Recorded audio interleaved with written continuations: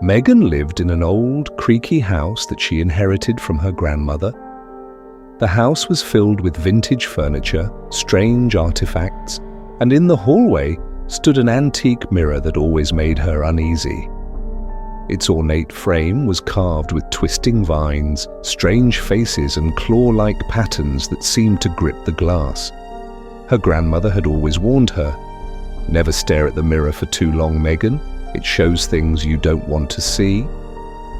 Megan had dismissed the warning as the ramblings of an old woman. One stormy night, as rain lashed the windows and lightning flickered through the house, Megan walked past the mirror. She stopped in her tracks. Something was wrong. Her reflection stared back at her, but it didn't quite mimic her movements. When Megan tilted her head, the reflection hesitated before following. She waved her hand, and the reflection's hand twitched unnaturally, then froze. Megan's chest tightened. Forcing herself to look closer, she noticed the faint outline of other faces in the glass, their eyes hollow and empty, their mouths open in silent screams. Suddenly, her reflection smiled, but Megan hadn't. A sickening chill crawled up her spine. She snatched a blanket from the couch and threw it over the mirror, her hands trembling. Retreating to her bedroom, she bolted the door and crawled into bed, pulling the covers up to her chin. She could still feel the weight of that smile watching her. The storm raged on, and at midnight, she woke with a start. There was a soft, tapping sound. At first, she thought it was the rain, but it wasn't coming from outside. It was coming from the hallway.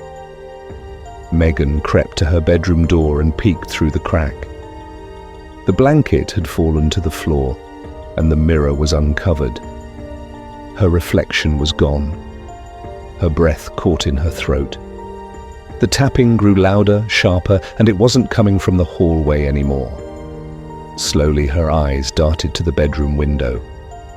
Standing outside in the rain was her reflection, dripping wet, its face still twisted into that unnatural grin.